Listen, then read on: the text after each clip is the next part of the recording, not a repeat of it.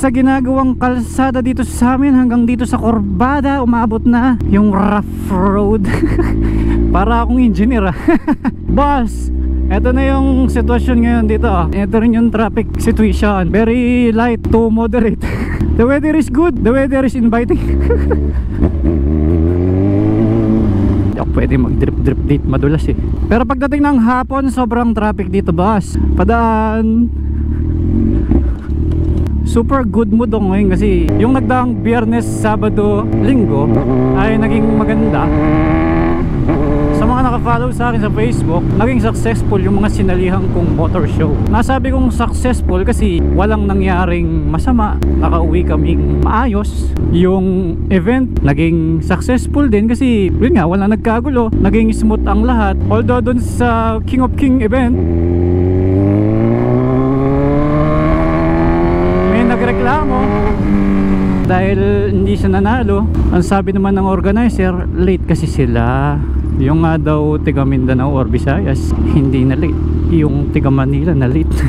Ganun talaga sa show, hindi maalis yan.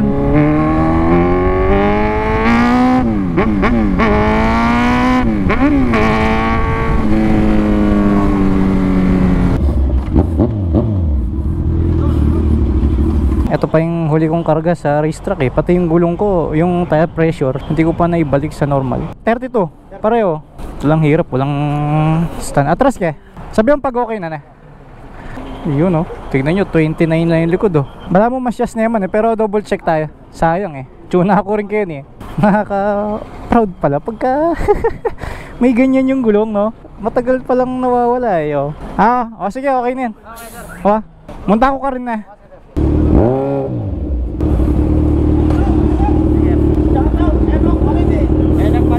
Enok Baliti. Sakto yung kulay.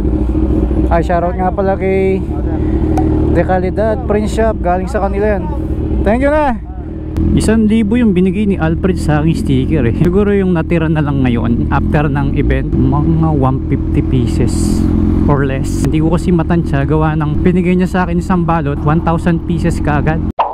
Doon lang sa motor show sa Dapdap, Pambantarlac, hindi nga lang ako makapag-vlog ng maayos, gawa ng ang lakas ng music nila. Kaya kung papansin niyo yung video, putol-putol, hindi pwedeng idiretso dahil mabubuo yung music. Kailangan medyo, alam mo na, para hindi masabing buong music napunta doon sa video mo, i-cut mo.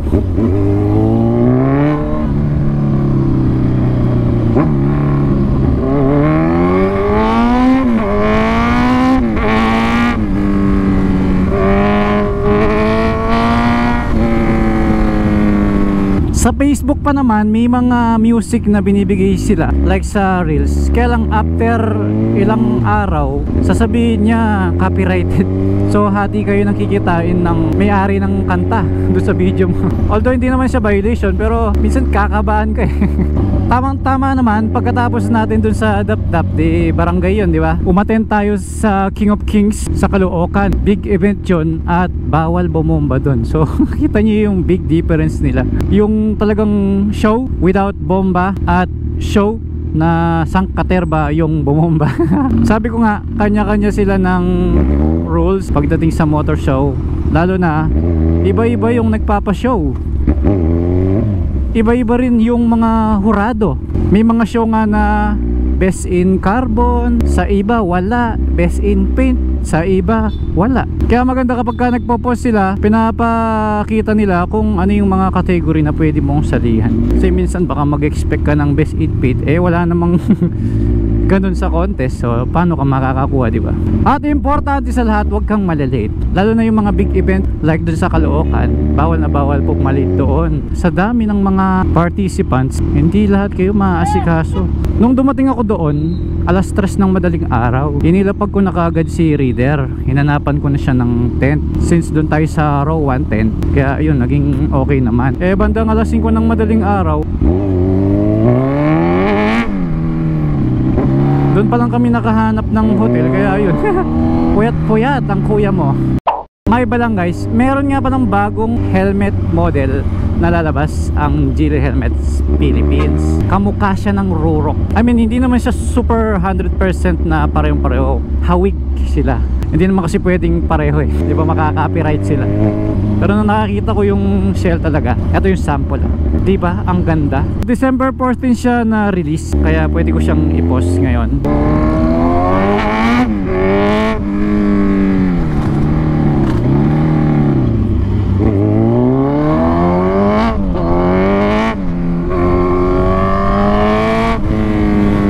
Tapos ang kasunod nung release ng helmet nila, ayun, Christmas party. So sunod-sunod na yung Christmas party ngayon, no? Sakto naman, meron akong kaibigan nagtitinda ng appliances, si Parak. Yung mga murang smart TV, speakers, ganon.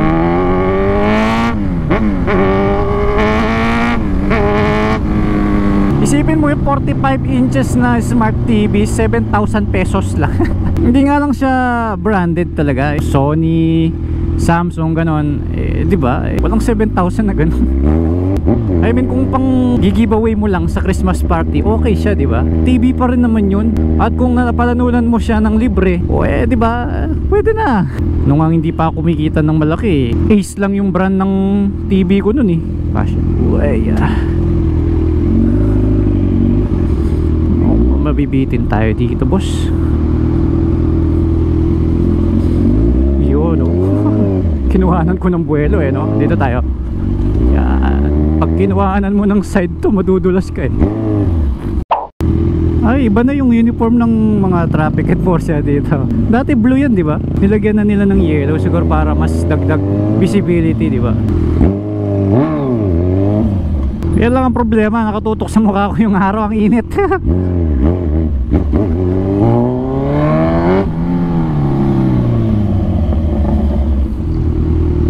Wow, super classic na kotse. Toyota, iba talaga yung Toyota eh, no? Kahit ganyan nakaluma, still kicking. Kit in. Bahala na. Pero okay, di ba? Tibay talaga ng Toyota eh, no?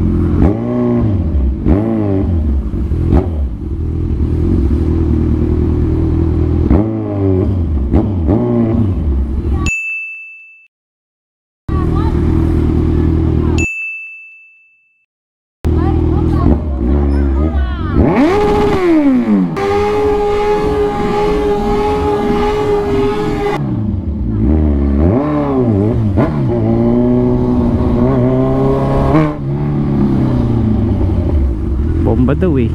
Na-miss kong dumaan dito eh, San Fernando eh. Ito na yung downtown eh.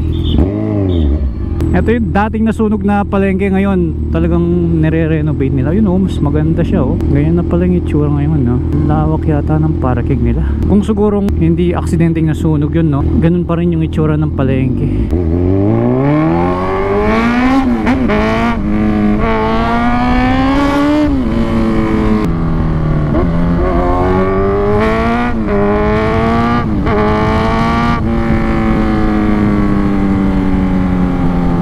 San Nicolas, San Fernando na. Parang ang bilis eh, no? May mga design na yung bakod nila, no? Lumaki akong walang design yan, puti lang. Ngayon, oh, mas colorful nga naman, oh. Dito naman tayo sa lugar na maraming nagtitinda ng L300. At dito rin natin binili yung body ng L300 dati. Kasi nung una, aluminum van talaga yon. Ngayon bumili ako ng pang FB body para maging class 1 siya sa expressway. Di naman nagagamit yung aking aluminum van, di naman napupuno lagi, laging class 2 pagka pumapasok sa expressway. Ayan o, ganyan o, aluminum van, yung aluminum yung likod. Dito ko nabili yun eh. Paayos ko nga ulit kasi nasira yung doorknob niya sa likod eh, no? Wala tuloy lock. Ay, ba't ko sinabi? Patay, ba't ko sinabi? And then nalalak naman yon sa loob, di mo nga lang mabubuksan sa labas. Di pabor. Walang susuyan. Ito yung maganda dito, diretsong maluwang eh, oh.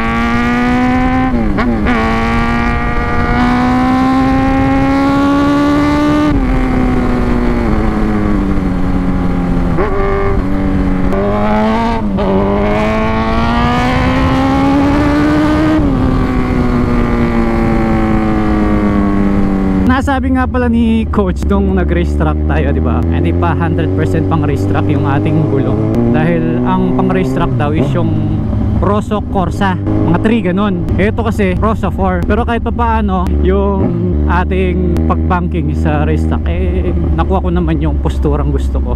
Hindi naman sobrang bilis yun, tama lang para gumanda yung banking. Sabi nga nila if you cannot perform, Japorm. Para sa akin, Japorm na ako dyan. Ox na ako dyan. Maraming salamat nga pala kay Bob Motography na siya yung pumitik sa akin. Grabe yung tinaas ng kalsada. Parang nagpastao yung taas nito oh. Ayun na ang traffic. Sundan natin yung mga nakamotor. Doon sa Google Map nga pala, no, matanong ko lang sa inyo guys, paano nalalaman ni Google Map na traffic sa isang area like dito? Kung si-check nyo ngayon yung Google Map, kulay pula. Paano nalaman ni Google yon? Meron siyang satellite na nakamonitor dito. May nagre-report gaya ng Waze. Tapos na-testing ko yung Google Map, gawa ng naka-TM ako, mahina ang signal sa Dap-Dap, Banban, Tarlac. So gumana yung Google Map kahit offline, pero hindi siya yung may traffic updates. Yung ruta lang yon meron. Grabe, wasak na wasak ah. Ba't ganun? Mataas na yun, di ba? Yung nauna kong sinabi. Tapos ito mataas din. Then bumaba na naman tayo. E di sobrang baba ng part na to. Tingnan mo, pababa na naman to. Ay dito talagang 3 beses mataas yung banda doon. May nakita akong kambal yo. Kambal sila oh. Ingat. Dito sa pupuntahan natin sa Katmon, dati na akong pupunta dito. Kung maalala ninyo yung supplier natin ng long sleeve nun, nung nagbebenta pa ako ng mga damit-damit para sa merch ko, si InDesign yung provider nun. So sa Katmon located yung shop niya. Sabi ko nga nung nagbablog ako na-miss kong pumunta dito kasi lagi kami nandito. Kasi kailangan ko magbayad sa kanya, di ba? Hindi pa uso yung cheque sa akin nun. Mag-iisang taon pa lang yata akong mayroong checking account kasi yun ang pambayad sa mga supplier. Pagka kumuha ka ng item, mag-i-issue ka ng cheque, dated mo na lang ng 90 days or 120 days, ganon. Depende sa usapan. Alam nyo sa negosyo, mas okay na yung nag-i-issue ka ng cheque kaysa yung mag-i-issue ka ng pangako. Mahirap yun. Pagdating ng singilan, yung pangako, hindi naman 100% sure yun. Magkakamag-anak at magkakaibigan nga nagsisiraan dahil sa pera gawa ng sa pangakong hindi natutupad. So kung check yan, at least man lang may hawak na, di ba, ebidensya. Or kahit hindi siya pera, at least soon to be pera pa lang siya. Kaysa yung pinangahawakan mo yung pangako, nasan yung pangako mo? Ang pangit naman kung magkaibigan kayo or magkapamilya, magkakaroon kayo ng pirmahan, di ba? Parang ang dating wala ka talagang tiwala. Pero kung check yan, di ba? Hindi ko lang sure kung ano mangyayari pagka pumutok, no? Or nag-bounce yung check. Pwedeng may demanda yata, no? Stop pa ba yun? Hop, hop, hop, hop, hop. Okay, chill. Tanggalin ko muna yung shades ko at sumakit na yung mata ko. Madilim kasi yung lens ng carbon pagka gabi. Di bali nang masilaw ka pagka maaraw. Huwag ka lang mabulag kapag gabi, di ba? I miss this place. Daming kangkong oh.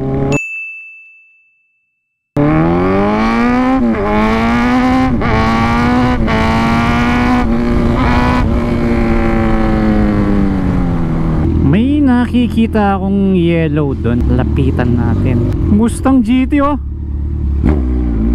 Wala. Mukhang malabo tayong makabili niyan. Siyempre doon muna tayo sa kapaki-pakinabang at yung mas madalas nating magagamit, no? Like yung Montero ko. Dual purpose siya. Pwede siyang pang daily, pwede siyang pang camping di ba? Mataas lang yung bubong. Hindi siya pwede sa mga mall na yung garahe nasa loob. Sasabit yung ating rooftop tent.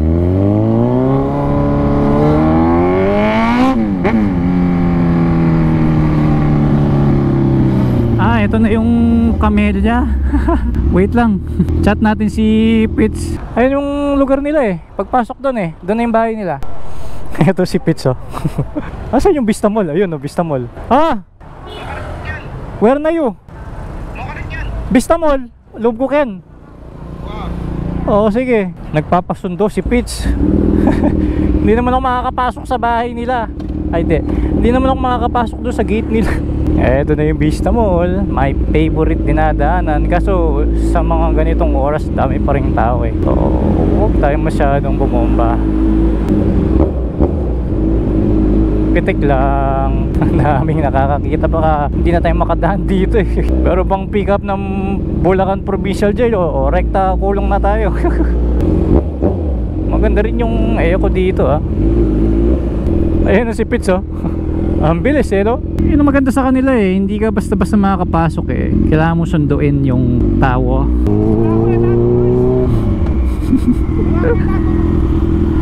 Ano raw?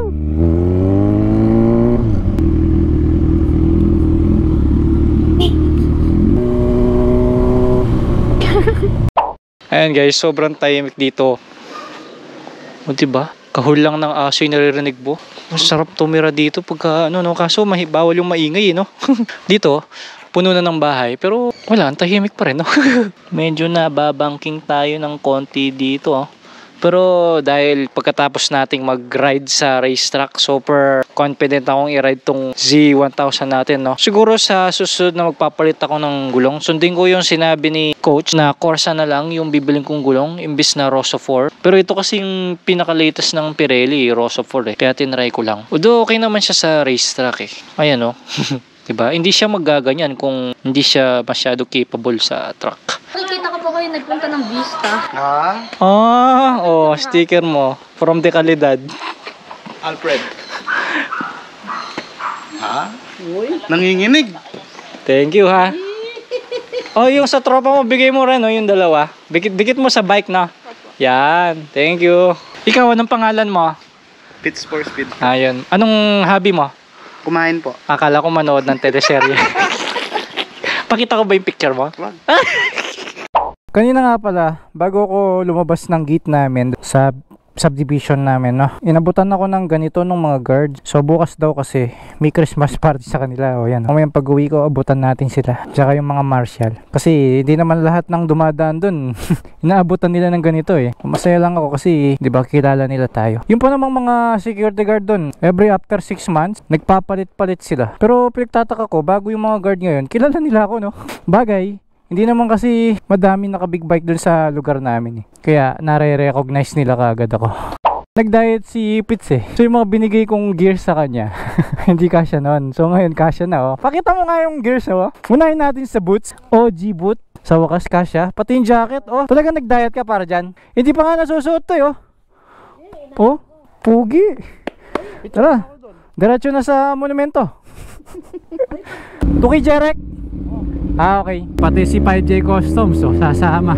Sinama ko sila kasi masarap kumain pagka may kasama eh. Hirap kaya nun, lalo na nagbablog ako.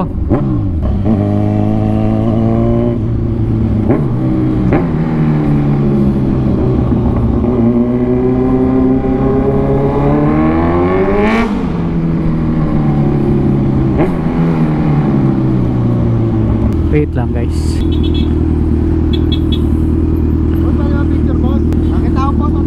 Oh, sir, oh. Saan ka ba galing?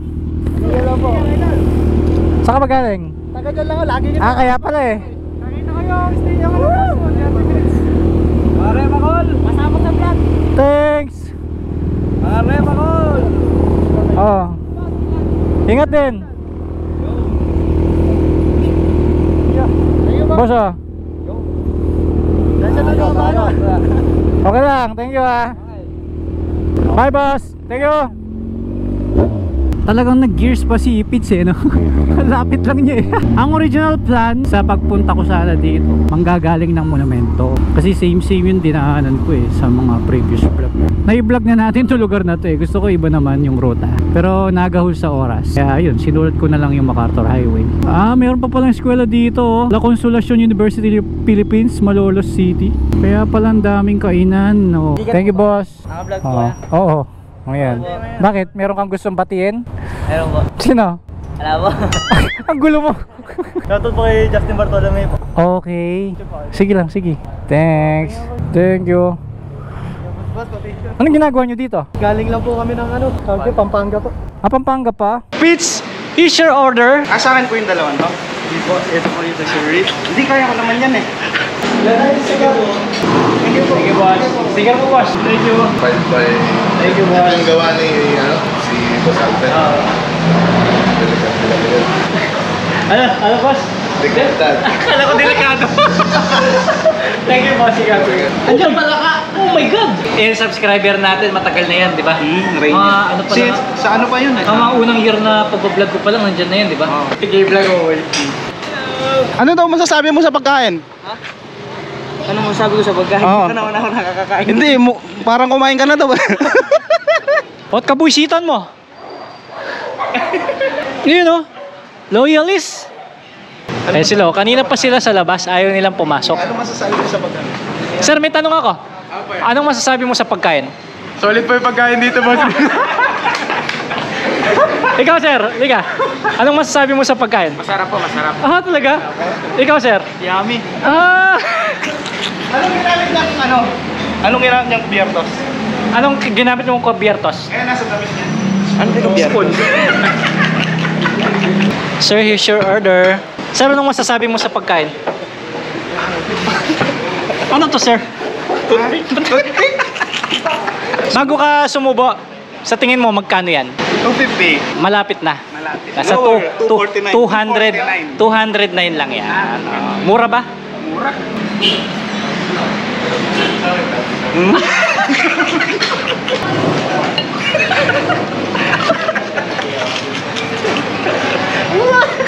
Ilan taon? 20. Pangalong birthday na yun. Never ka, sir.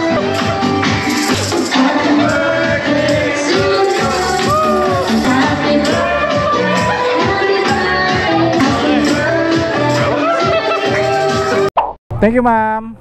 Boss, thank you. God bless po. Ingat. Ingat. Oo. Bye, ma'am. After this, punta tayo sa convention kasi may food park ngayon dun eh. Thank you. Siyempre, di ba, pagkatapos mong kumain, drinks naman ang hahanapin. Eh, sakto, merong nagtitinda dun. At para mapasyal din natin yung food park, sandali.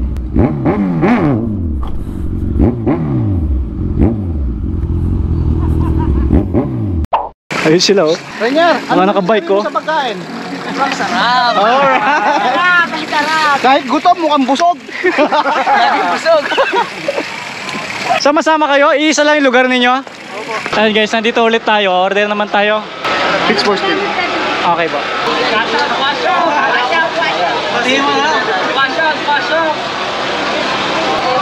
Sa nanay ko, tumakas lang ako. Okay ka ngayon? Hello! Boss Toyo, ito na, Boss Toyo. Alright. Shout out po yung Puro sea salt pa lang in-order nyo eh. Bilan din natin yung mga tropa nating biker. Rich sweet potato. Wala, sayang, naubos na yung sticker eh. Ano masasabi mo sa Starbucks? Sobrang sarap. Very good. Picture daw si Pitts. Kaya pala naka-gears ka ha. Yun pala ang plano ha. Ganda dito sa convention. Tsaka ang daming tao no. So si na Pitts ay babalik na sa kanyang bahay kasama si Jeric. Tayo ngayon ay diretso na at mag-expressway na ako. Super happy ng maghapon ko. Kahit tanghali na ako lumabas ng bahay, dami talagang magagawa kapag nakamotor ka no. Siyempre dahil pa uwi na, hindi ako nag-expressway kanina. Pasok naman tayo ngayon, buti may load pa. Kung makikita niyo, wala akong auxiliary lights na additional ilaw para dito sa ating C1 no. So ang dilim talaga eh no.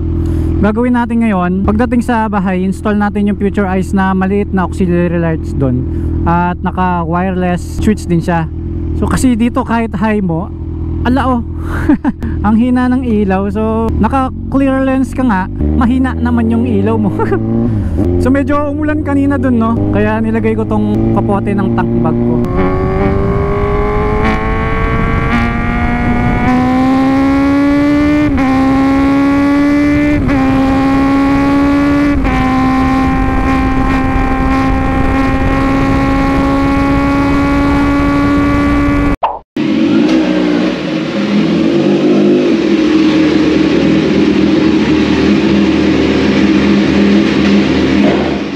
So yun ayan guys, nandito tayo sa garahe. Tinayo na natin si Z1, nilagay na natin yung paddock stand niya. Mas madali nating mailalagay yung ating ilaw kapag diretso siya kasi magtatanggal pa tayo ng fairing sa sides para dyan ipapadaan yung mga cable ng ating ilaw. Ito nga pala yung ilaw na ilalagay natin. Future Eyes yung brand niya, tapos ang code niya is F150S. Ito naman yung mga kailangan nating tools at dahil maglalagay tayo ng wiring, kailangan itali natin ng nylon cable ties. Bago natin ilagay ang ilaw, i-unbox muna natin.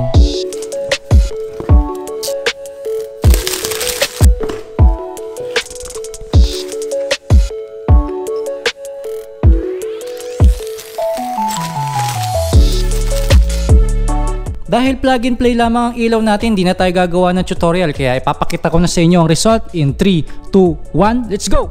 Yun, nakalagay na yung ating auxiliary lights. Tignan nyo naman kung gaano ka-cute yung ilaw natin. Fix na fix yung pagkakalagay at dahil magaan yung ilaw, hindi problemang mabalian ng bracket. Buti na lang may kasamang libreng bracket din yung ating auxiliary light at ayun, tignan nyo naman, plug and play pati yung lagayan niya. Tapos kung titignan mo dito sa harap, ayun hindi siya masyado labas na labas. Kung titignan mo naman sa malayo, hindi siya masyado halata. Unlike dito sa ating ZH2, ayun labas na labas. Pero kahit nakalabas siya, dahil sa liit ng ating auxiliary light, okay lang. And then para ma-maintain natin yung cleanliness ng ating pag-i-install ng ilaw, tinago natin yung mga wire niya. Ayan pinagapang natin siya kung saan talaga gumagapang yung wire dito sa ating Z1000. Ito pa ang kinagandahan ng ilaw natin. Wireless po yung kanyang switch. Wala kayong makikitang wires. At dahil hindi naman siya kumukonsumo ng maraming power, so tumatagal yung battery. Up to 3 years daw. Ito pa yung kinagandahan dito, hindi mag-o-on yung ating ilaw kapag naka-off yung ating susi. Ayan yung low, ito naman yung high, pwede rin pagsabayan. At pag i-off mo, hold mo lang.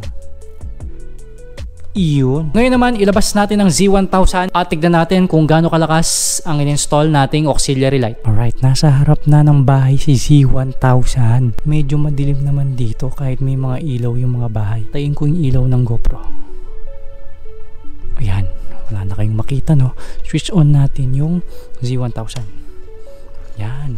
Okay, i-on natin ngayon yung low ng ating auxiliary light. Iyon. Kita mo yan. High naman natin ngayon. Boom. Super high. Kahit yung bahay doon sa harap. Ang liwanag. Switch on naman natin yung dual. Bang!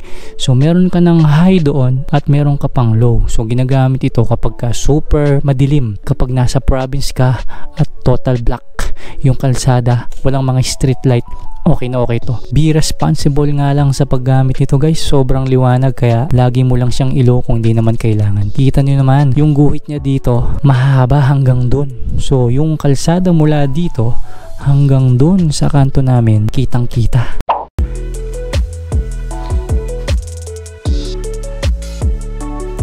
Right guys, sana nabigyan ko kayo ng idea dito sa paglagay natin ng ilaw. At maraming salamat sa mga tumapos ng ating video. At kung nakaabot ka hanggang dito, alam mo na ang iyong i-hashtag. Hindi ko na sasabihin pa. Kaya hanggang dito na lang. See you next vlog.